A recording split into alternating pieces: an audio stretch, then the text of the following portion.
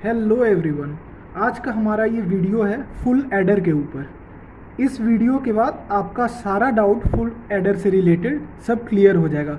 हम इस complete lecture में फुल एडर से रिलेटेड हर छोटी छोटी बातों को जानेंगे। तो इसमें आज जो हम टॉपिक्स कवर करेंगे फुल एडर से रिलेटेड, वो पहले मैं बता देता हूँ क्या क्या है। हम बेसिक्स देखेंगे पहले फुल एडर का, उसके बाद हम ट्रूथ टेबल बनाना सीखेंगे फुल एडर का, उसके बाद how to calculate sum and carry सीखेंगे फुल एडर में, सर्किट बनाना सीखेंगे हम बेसिक गेट्स के मदद से, उसके बाद हम सर्किट बनाना सीखेंगे नैंड गेट की मदद से कि सिर्फ नैंड को यूज़ करके हम कैसे सर्किट बना सकते हैं, उसके बाद हम सीखेंगे कि केवल नॉर को यूज़ करके हम कैसे सर्किट बना सकते हैं। क्योंकि कई बार एग्जामों में पूछा जाता है, एग्जाम्स में पूछा जाता है कि आपको सर्किट ड्रॉ करना है नैंड गेट के मदद से, उसमें और कोई गेट्स को यूज़ नहीं कर सकते हैं। सिमिलरली दूसरा क्वेश्चन आता है कि आपको फुल एडर का सर्किट डिज़ाइन करना है केवल नॉर गेट को यूज़ करके, इसके अलावा आप कोई गेट यूज़ नहीं कर सकते हैं। और एक होता है जिसमें आप कोई भी गेट यूज़ कर सकते हैं। तो आज हम इस वीडियो में हर एक टॉपिक के बारे में डिटेल में डिस्कस करेंगे। तो चलिए सबसे पहले हम चलते हैं फुल एडर के बेसिक्स में। तो सबसे पहले हमारे मन में क्वेश्चन आता है कि फुल एडर हम यूज़ क्यों करते हैं, आखिर फुल एडर का यूज़ है क्या। तो मैं आपको बता दूं कि जब भी हमें, आप बाइनरी नंबर सिस्टम तो जानते ही होंगे, तो उसमें जब भी हमें बिट्स 3 बिट्स को ऐड करना पड़ता है, जब भी हमें 3 बिट्स को ऐड करना रहता है तब हम फुल एडर का यूज़ करते हैं। तो यहाँ मैं लिख देता हूँ कि जब 3 बिट को ऐड करना होता है, जब 3 बिट को ऐड करना होता है तब हम फुल एडर का यूज़ करते हैं। अब अगला क्वेश्चन ये भी तो आ सकता है कि मैं तो भाई 2 बिट्स को ही ऐड करूंगा, 3 को ऐड करने की ज़रूरत क्या है। तो देखिए, आप जब 2 बिट को भी आप ऐड करते हैं, सपोज एक नंबर लेके हम लोग ऐसे चलते हैं कि आप 1 1 1 1 और एक नंबर ले लेते हैं 1 1 0 1, तो आप बोलेंगे कि मुझे 2 बिट्स ही ऐड करने हैं। तो आप देखिएगा 1 + 1 का आंसर होता है 1 सम एंड 1 कैरी। तो इनडायरेक्टली आपको नेक्स्ट स्टेप में 3 बिट्स को ऐड करना पड़ेगा। तो इस वजह से हमें जब भी 3 बिट्स को ऐड करने की ज़रूरत होती है तब हमें फुल एडर का यूज़ करना पड़ता है। और जब जब केवल सिर्फ और सिर्फ 2 बिट को ऐड करते हैं तो हम 2 बिट को केवल हाफ एडर की मदद से भी ड्रॉ कर सकते हैं। तो आइए जानते हैं कि हाफ एडर में कितना इनपुट होता है, आउटपुट कितना होता है। सिमिलरली फुल एडर में कितना इनपुट होता है, कितना आउटपुट होता है। तो आपको बता दें कि हाफ एडर में इनपुट भी 2 होता है और आउटपुट भी 2 होता है। और फुल एडर में इनपुट तो हम देख रहे हैं कि 3 बिट्स को ऐड करना है, तो हमारा इस बार इनपुट क्या हो जाएगा, हमारा इनपुट 3 होगा, लेकिन हमारा आउटपुट केवल 2 ही रहेगा। फुल एडर के केस में आउटपुट केवल 2 ही रहेगा, एक आपका सम हो जाएगा, एक आपका कैरी हो जाएगा। आगे सब समझेंगे, सम क्या होता है, कैरी क्या होता है, हम सब समझेंगे। सिमिलरली इसमें बात करें तो हाफ एडर में भी इनपुट 2 होता है। हम इनपुट को मान लेते हैं A, B, और इसमें इनपुट को मान लेते हैं A, B, C। तो इसमें इनपुट हो गया A, B, C, आउटपुट हो गया सम एंड कैरी। इसमें क्या हो गया, इनपुट हो गया A एंड B और आउटपुट हो गया सम एंड कैरी। अब हमारा नेक्स्ट स्टेप है, हम सीखेंगे कि ट्रूथ टेबल कैसे बनाया जाता है 3 बिट के लिए। तो आइए कुछ ऐसा ट्रिक कह सकते हैं, आज के डेट में सभी को मालूम होगा, लेकिन जिन लोगों को नहीं मालूम है उन लोगों के लिए भी है। तो देख लेते हैं, जैसे मान लेते हैं A, B, C, हमारा 3 बिट्स हमें लेना है। तो बिट्स में क्या होता है, बाइनरी में या तो हम 0 ले सकते हैं या तो 1 ले सकते हैं। तो हमें देखना है कि जब हमारा 3 इनपुट होता है, हमारा इनपुट कितना है, 3 होता है, तो कितने तरह के अरेंजमेंट्स हमें पॉसिबल अरेंजमेंट्स मिलेंगे, कितने तरह के अरेंजमेंट्स हमें मिल सकते हैं। तो हमारा इनपुट कितना है, हमारा 3 अलग अलग इनपुट है। तो हम ABC का जब कॉम्बिनेशन लेंगे तो हमें कॉम्बिनेशन मिलेगा 2 के पावर 3 का। क्यों 2 के पावर 3 का मिलेगा वो भी देख लेते हैं। हमारे पास ए के लिए कितने ऑप्शंस है, या तो ए को 0 कर सकते हैं या तो 1 कर सकते हैं, बी को या तो 0 कर सकते हैं या 1 कर सकते हैं, सी को या तो 0 कर सकते हैं या तो 1 कर सकते हैं। तो इसके लिए कितना पॉसिबिलिटीज़ है, 2 पॉसिबिलिटीज़, इसके लिए भी 2 पॉसिबिलिटीज़, इसके लिए भी 2 पॉसिबिलिटीज़। तो अगर और हमें कंपलसरी है कि ए बी एंड सी तीनों को लेना ही है, तो इसके बीच में हम एंड यूज़ करेंगे मल्टीप्लिकेशन। तो ये हमारा हो जाएगा 2 के power 3 that is equal to 8। तो हमारा 8 डिफरेंट इनपुट्स आएंगे, देखते हैं कैसे आएंगे, वेरिएशंस मिलेगा ए बी सी में। तो देख लेते हैं कैसे करना है ए बी सी। सबसे पहले लिखने का तरीका जानिए।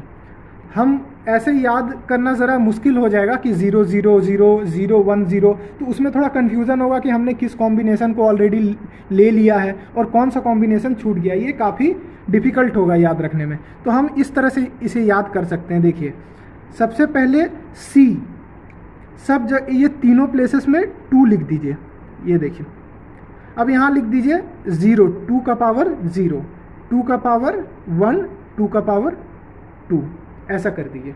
तो आप बताइए कि इसका आंसर क्या आएगा। 2 का पावर 0 कितना होता है 1, 2 का पावर 1 2, 2 का पावर 2 4। तो आपको जैसा लिखा है बस वैसा ही करना है। आपका यहाँ आ गया है 4, तो आपको कुछ नहीं करना है। यहाँ 4 लिखा है, आपको शुरुआत 0 से करना है, आपको 4 0 लिखना है, 1 2 3 4, और उसके बाद आपको 4 1 लिख देना है, 1 2 3 4। सिमिलरली 2 के लिए यहाँ 2 है तो इसलिए 2 0 देंगे, उसके बाद 2 1 लेंगे, फिर 2 0 देंगे, फिर 2 1 लेंगे। और थर्ड में हमारा जैसा कि वहाँ 1 लिखा हुआ है तो 1 0 फिर 1 0 1 0 1 0 1। तो आप बाइनरी में जब कैलकुलेट करिएगा तो आपको पता चलेगा ये पहले वाले का वैल्यू 0 है, इसका आपका 1 होगा, ये 2 होगा, ये 3 होगा, ये 4 होगा, ये 5 होगा, ये 6 होगा, ये 7 होगा। तो आपको इतना मिल गया। देखिए हमें 8 कॉम्बिनेशंस मिल गया। अब आपको ये पता करना है कि ये 0 कैसे आया, 1 कैसे आया, तो ये भी आप जान सकते हैं। जैसे आप देखिए, हम एक लाइन को लेके चलते हैं, उसके बाद आप उसी से समझ जाइएगा कि क्या किया हुआ है। जैसे इस लाइन को लेके चलते हैं तो इसमें क्या है 0, इसके करस्पॉन्डिंग क्या है 4, तो हम लिखेंगे 0 × 4 प्लस यहाँ क्या 1 × 2 प्लस 1 × 1। आपको कितना मिल गया 0 + 2 + 1 दैट इज इक्वल टू 3। देखिए क्या आपका आंसर यहाँ 3 आया है। सिमिलरली आप कैलकुलेट करेंगे सारे के लिए तो आपका सारा यही आंसर निकल के आएगा। अब हम आगे बढ़ते हैं और अब हम देखते हैं ट्रूथ टेबल बनाते हैं। तो ऐसे तो मैंने आपको ट्रूथ टेबल के बारे में बना दिया है, सेम चीज़ को हम आगे और बेहतरीन ढंग से समझते हैं। तो इसमें देखिए हम ट्रूथ टेबल के बारे में देखते हैं। तो जैसा कि मैंने आपको पहले ही बता चुका है, मैंने आपको पहले ही बता दिया है कि हमारा इनपुट किस तरह लेना है। तो चलिए यहाँ ले लेते हैं डायरेक्टली 0 0 0 0 1 1 1 1, 4 0 4 1, इसका 0 0 1 1 0 0 1 1। अब यहाँ 0 1 0 1 0 1 0 1। अब देखिए आपको एक मतलब बचपन में आपने पढ़ा होगा कि हाँ जैसे हम ऐड करते थे कि अगर मान लीजिए कि हमें जैसे 9 और 3 का एडिशन करना है और यहाँ 1 और 2 कुछ इस प्रकार का एडिशन करना है, तो जब 9 3 12 होता था तो एक सम आता था और एक कैरी होता था।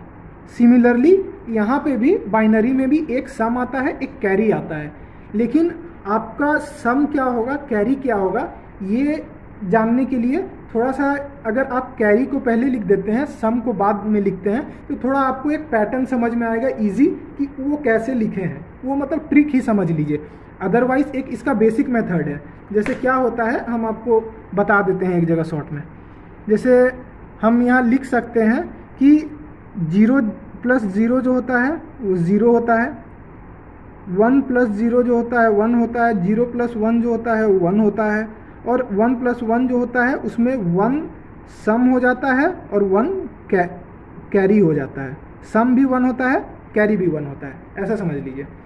तो हम ऐसा कर सकते हैं, जैसे ट्रूथ टेबल को भर सकते हैं कि 0 + 0 0, और 0 में 0 ऐड करेंगे तो सम भी 0, कैरी भी 0, करेक्ट। उसी तरह अगर हम यहाँ देखें, 0 में 0 ऐड करिएगा तो 0, 0 में 1 ऐड करिएगा तो 1 आ जाएगा, सम आपका 1 आ जाएगा और कैरी आपका 0 ही रह जाएगा। हम इस पैटर्न में भी कर सकते हैं, जैसे 0 + 1 1 और 1 में 0 ऐड करिएगा तो आपको 1 ही आएगा। ठीक है, इस तरह से हम इसको कर सकते हैं। तो आइए हम देख लेते हैं इसे शॉर्टकट इसका क्या है। जैसे कि आपने यहाँ लिख दिया, जैसे इसमें क्या है 0 0 1, तो यहाँ टोटल सम निकालिए तो कितना है 0 0 0, यहाँ 0 हो रहा है तो आप दोनों में 0 लिख दीजिए। आप यहाँ 0 0 1 टोटल सम कितना हुआ 1 हुआ, तो हम 1 को बाइनरी में क्या लिख सकते हैं 0 1, तो 0 1 लिख दिए। अब यहाँ का सम करिए 0 + 1 + 0 कितना हुआ 1 आया, 1 को बाइनरी में क्या लिख सकते हैं 0 1 लिख दिए। ये ट्रिक है, कैरी पहले लिख दीजिए, सम बाद में लिख दीजिए, और ये ट्रिक है। फिर 1 + 1 कितना हुआ 2, 2 को हम बाइनरी में कैसे लिखते हैं 1 0। उसके बाद 1 + 0 + 0 1, तो 1 को हम लिखते हैं बाइनरी में ऐसे, और उसके बाद 1 + 1 2, तो फिर से 2 हो गया तो इसको इस तरह लिखेंगे 1 + 1 2, 2 को बाइनरी में इस तरह लिखते हैं 1 0 लिख देते हैं। अब 1 2 3, 3 को बाइनरी में क्या लिखते हैं 1 1 लिखते हैं। तो ये आपका ट्रुथ टेबल तैयार है बिल्कुल। अब देखते हैं कि हम इसमें से अब सम निकालते कैसे हैं सर्किट ड्रॉ करने के लिए, और कैरी कैसे निकालते हैं। तो हम लोग यहाँ ऑब्जर्व करते हैं कि देखते हैं इसमें कि जैसे 1 कहाँ पे है, जैसे सम में इस पार्ट में 1 है, तो 1 है। तो यहाँ एक चीज़ और समझ लीजिए, छोटा सा चीज़ आपको पता ही होगा कि कोई भी जैसे ए मान लेते हैं हमारा इनपुट है, तो जब ए को हम 0 देते हैं तो हम इसको ए बार कह देते हैं, और जब हम इसको बार नहीं देते हैं तो 1 लिख देते हैं। तो उसी प्रकार हम यहाँ देखते हैं कि यहाँ ए बी सी हमारा इनपुट है। पहले वाले में देख लेते हैं, सम के लिए हमें सम में वो वाला ऑब्जर्व करना है जहाँ पे 1 आया है सम में। तो सम में 1 किस में आया है, ये सेकंड कॉलम में आया है, तो सेकंड कॉलम का आप लिखिए। ए के करस्पॉन्डिंग क्या है 0, तो हो जाएगा ए बार। बी के करस्पॉन्डिंग क्या है 0, तो हो गया बी बार। यहाँ सी के करस्पॉन्डिंग क्या है 1, तो ये सी हो जाएगा, बार नहीं होगा। ठीक है, तो अब दूसरा उसी तरह निकाल लेते हैं। दूसरा ये हो गया आपका 0 1 0, तो इसको लिख सकते हैं ए बार बी सी बार।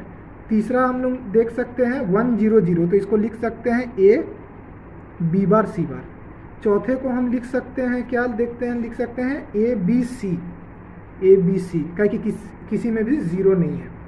ठीक है, ये हो गया अपना सम का।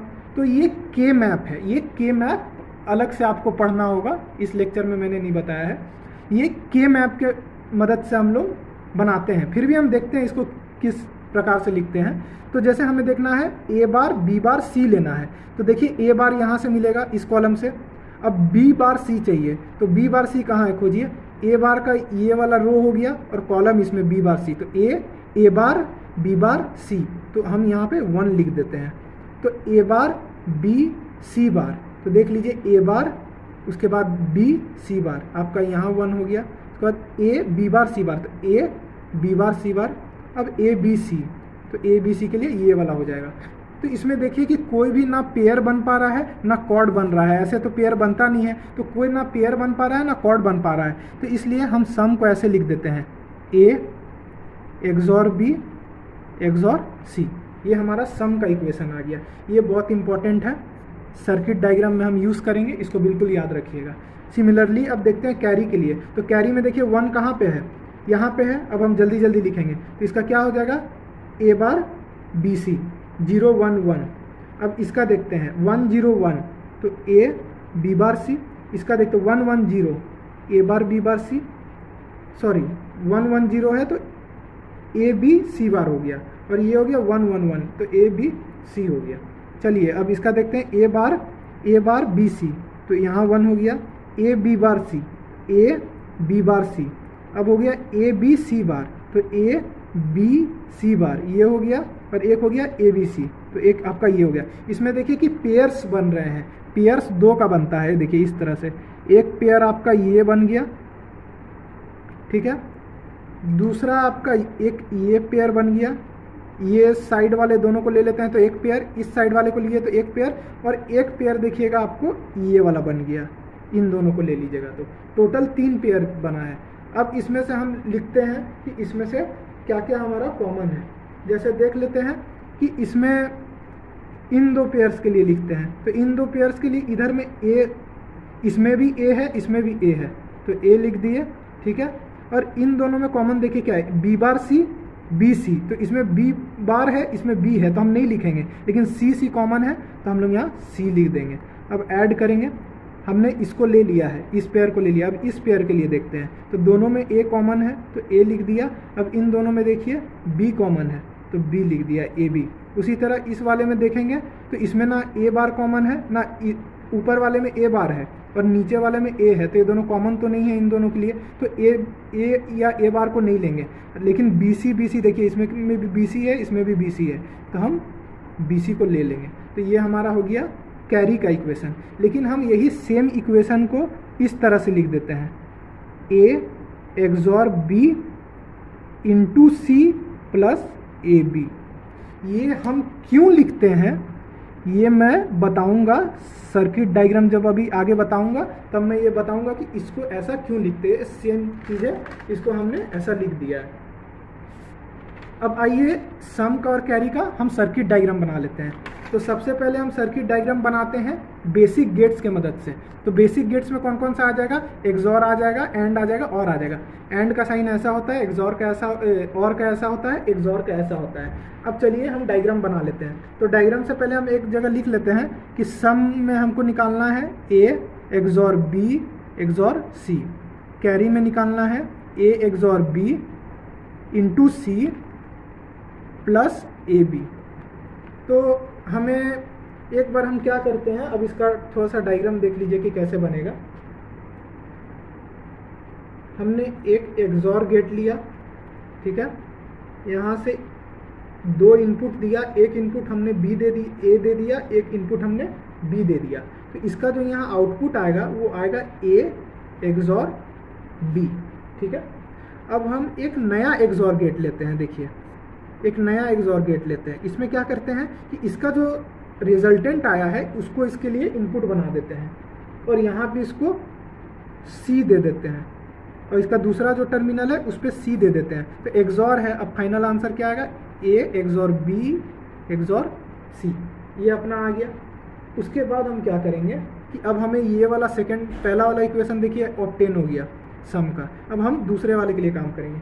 तो हमने यहाँ पे हमें ए एक्सॉर बी मिल रहा है, इसलिए हमने इस इक्वेशन को इसमें कन्वर्ट किया ताकि हम इस चीज़ की मदद ले सकें। हमारा इस इक्वेशन को कन्वर्ट करने का यही उद्देश्य था ताकि हम इसकी मदद ले सकें। अब देखते हैं इसके लिए कैसे बनाना है। तो एक हम एंड गेट बना देते हैं, एंड गेट बना देते हैं। यहाँ से एक ए को लेके आ जाते हैं और यहाँ से एक बी को लेके आ जाते हैं। तो हमारा यहाँ से जो आउटकम आएगा वो हमारे निकल के आ जाएगा ए इंटू बी, हमारे को यहाँ से मिल जाएगा। और फिर हम यहाँ एक एंड गेट लेते हैं और ये एंड गेट का एक इनपुट जो है हम ए एक्सॉर बी से दे देते हैं और दूसरा इनपुट जो है वो सी से दे देते हैं। और फाइनली इसका जो आउटपुट हमें मिलता है उसको एक और गेट से कनेक्ट कर देते हैं और इसे ए बी को यहाँ ला के कनेक्ट कर देते हैं और फाइनली हमें क्या आउटपुट मिलेगा देख लेते हैं। तो यहाँ से हमने ए एक्सॉर बी को हमने सी से मल्टीप्लाई कर दिया एंड गेट का यूज़ करके। अब यहाँ हमें क्या मिला, ए बी मिला। अब इन दोनों को हमने ऐड कर दिया और गेट के मदद से। तो देखते हैं हम क्या बनता है, into C plus A B. तो आप यहाँ देखिए कि आपने यहाँ से कैरी का एक्सप्रेशन भी आपने ऑब्टेन कर लिया। ये देखिए ये कैरी का एक्सप्रेशन है और यहाँ से हमने ऑलरेडी सम का एक्सप्रेशन डिराइव कर रखा है। तो यहाँ से हमारा कंप्लीट हो जाता है सर्किट यूजिंग बेसिक गेट्स। यहाँ हमने बेसिक गेट्स का यूज़ करके हमने सर्किट को डिज़ाइन किया है। अब हम सेम सर्किट को हम बनाएंगे, देखते हैं आगे नैंड गेट की मदद से और उसके बाद आगे फिर बनाएंगे नॉर गेट की मदद से।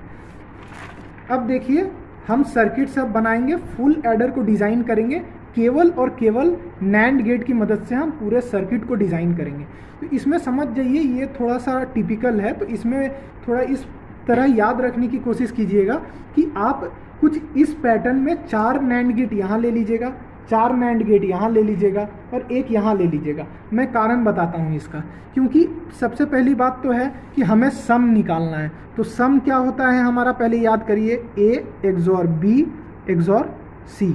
तो हमें क्या करना है, पहले A और B के बीच में XOR लगाना है, उसके बाद इसका जो रिजल्टेंट आएगा उसका XOR हम लगा देंगे C के साथ। तो हमारा पूरा क्या आ जाएगा, सम हमारा निकल के आ जाएगा A XOR B XOR C। तो हमें ये सम लाने के लिए XOR गेट का कितनी बार यूज़ करना पड़ रहा है, 2 बार, 1 बार और 2 बार।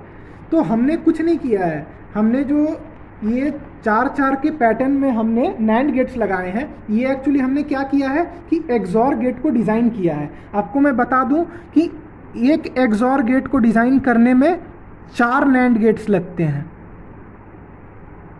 एक XOR गेट को डिज़ाइन करने में 4 नैंड गेट्स लगते हैं। तो एक XOR यहाँ डिज़ाइन किया हमने, एक XOR यहाँ डिज़ाइन किया, और ये हमने रखा है कैरी के लिए। आपको देख के पता चल जाएगा आगे कि किस तरह हमने इस सर्किट को डिज़ाइन किया है। तो आइए इसका अब समझते हैं कि किस तरह इसको करना है। तो हमने तो सबसे पहले पैटर्न पता चल गया कि हमें किस तरह अरेंज करके रखना है। अब हम सिंपल कि इसको किस तरह ज्वाइन करेंगे लाइन को, अब देखते हैं हम। सबसे पहले आप क्या करिएगा, याद रखिएगा कि आप इनपुट है, इनपुट 2 जगह से देख सकते हैं। एक पहला इनपुट आप यहाँ से दे दीजिएगा, ऊपर वाला जो गेट रहेगा उसको एक्सटेंड कर दीजिएगा, इससे एक इनपुट दे दीजिएगा A।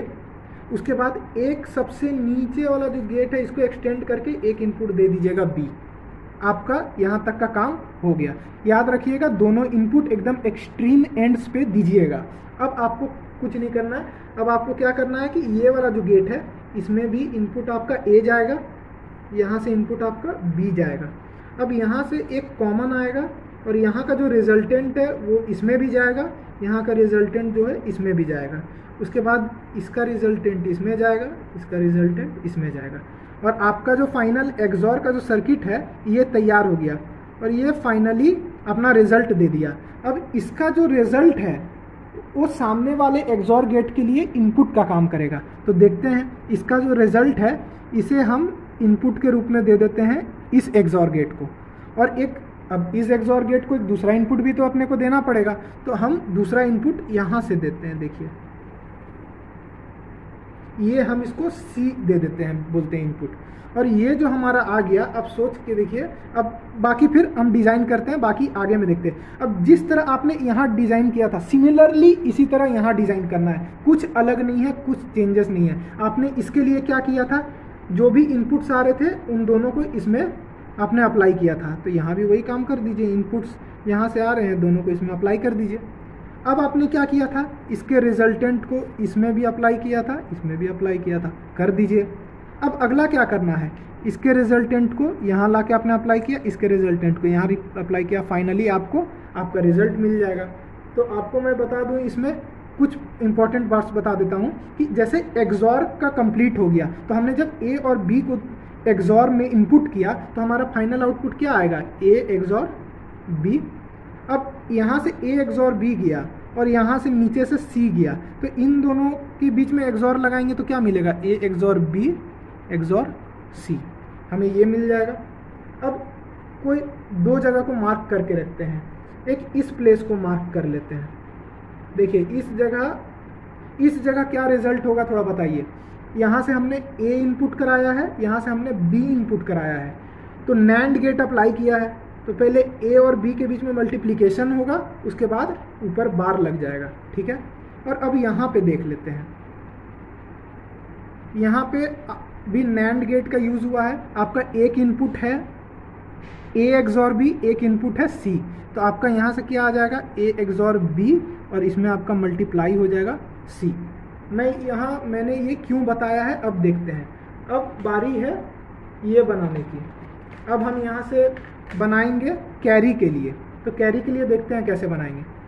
हमें इस NAND गेट को 2 इनपुट देना है, तो हम यही 2 जगह से इनपुट देंगे, एक यहाँ से देंगे। देखिए यही वाला सेम वायर यहाँ पे आया है, तो हम यहाँ से लेते हैं, इसको जंप करा देंगे, इसको जंप करा देंगे, और ये लेके हम एक इनपुट ये दे देते हैं, और दूसरा इनपुट हम कहाँ से देंगे, यही वायर देखिए यहाँ पे आया है, तो इसको यहाँ से जंप कराते हैं और इसको यहाँ पे दे दिए, इसको 2 इनपुट मिल गया और ये अपना फाइनल रिजल्टेंट दे देगा।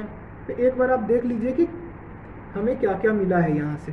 तो हमें इस पोजीशन से क्या मिला है, ये ऑब्टेन किया है हमने, क्या किया है, A XOR B इंटू सी, और यहाँ से हमें क्या मिला है, A इंटू बी। अब हम क्या करेंगे, एक बार सॉल्व करके देख लेते हैं कि इन दोनों में NAND अप्लाई करने से क्या होगा। तो इन दोनों में जब आप NAND अप्लाई करिएगा तो NAND का क्या काम होता है देख लेते हैं। ये पहला गेट हो गया और दूसरा गेट को मल्टीप्लाई कर देता है A डॉट बी, और उसके बाद उसके ऊपर होल बार लगा देता है। तो हम डी मॉर्गन का, 1 मिनट रुक जाइएगा, ठीक है, हमने यहाँ छोटा सा मिस्टेक कर दिया है।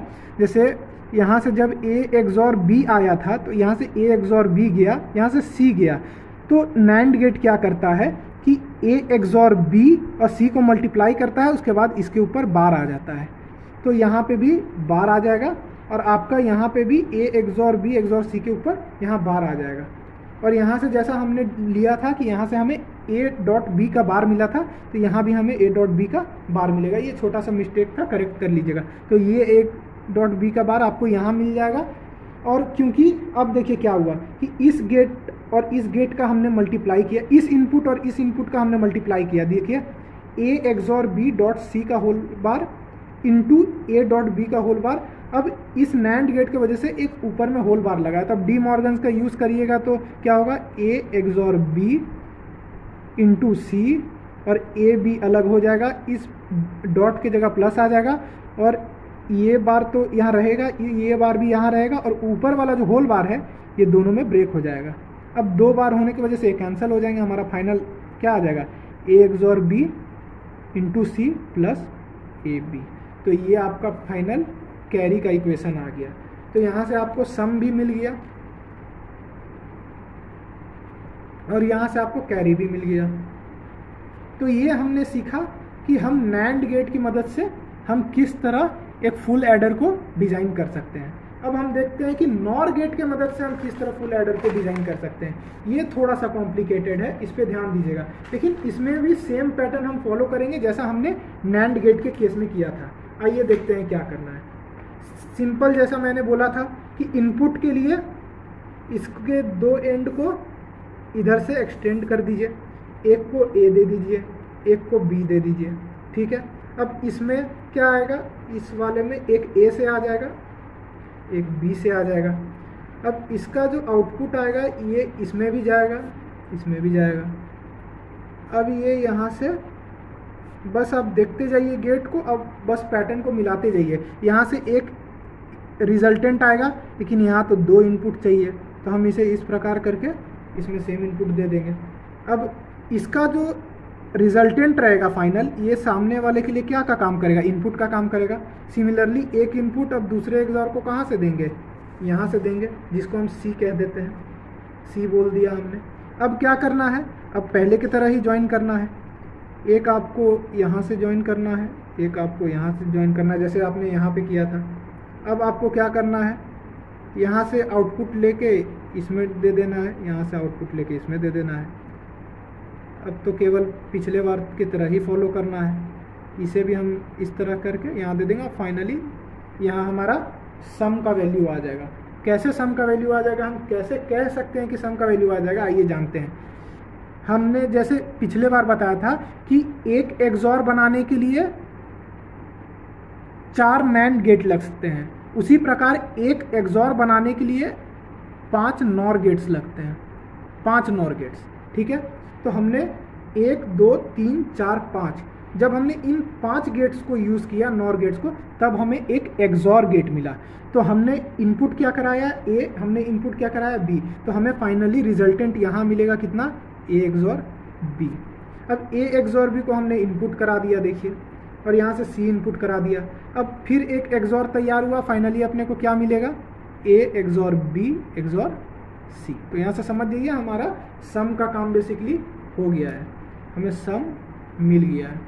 अब हम देखते हैं कैरी की ओर चलते हैं। अब कैरी कैसे निकालना है। तो इसमें भी उस देखिए अब कैसे करना है, इसको इस तरह ज्वाइन कर दीजिएगा, अब इसको भी सिमिलरली इस तरह ज्वाइन कर दीजिएगा, दोनों में सेम पैटर्न फॉलो करिएगा। मैं इस तरह बना रहा हूँ ताकि आपको याद रह सके। उसके बाद इसका कनेक्शन यहाँ कर दीजिएगा, इसका कनेक्शन यहाँ कर दीजिएगा।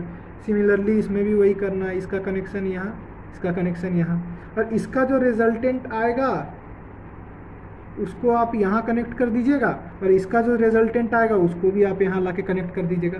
अब इसका जो रिजल्टेंट आएगा वो केवल एक में जाएगा, तो ऐसा बना दिया हमने। अब फाइनली हमें आंसर मिल जाएगा। अब हमारा पॉइंट है कि ये दोनों प्लेसेस और ये दोनों प्लेसेस में हम क्या दें। तो देखिए इसमें आपका ए जाएगा, इसमें आपका बी जाएगा। अब बाकी हम क्या करेंगे, इसमें क्या जाएगा हम देखते हैं, ये इंटरेस्टिंग है। तो इसके लिए हम ए एक्सॉर बी लेते हैं, क्या कि आपको याद होगा कैरी वाले इक्वेशन में ए एक्सॉर बी का काम था, तो हमने ए एक्सॉर बी ले लिया, ठीक है।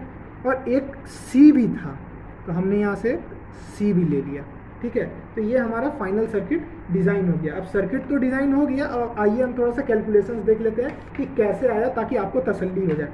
आपने यहाँ ए इनपुट कराया, बी इनपुट कराया, अब देखते हैं क्या हुआ। यहाँ नॉर गेट अप्लाई किया तो यहाँ आपको ए बार मिला, यहाँ आपने बी बार मिला। अब इन दोनों को फिर से आपने इनपुट कराया नॉर में, तो क्या हुआ, ए बार प्लस बी, यहाँ ए बार प्लस बी बार हो जाएगा, ठीक है। और ए बार प्लस बी बार और इसका होल बार हो जाएगा। अब इसको सॉल्व करिएगा तो आपको ए भी मिल जाएगा, ठीक है।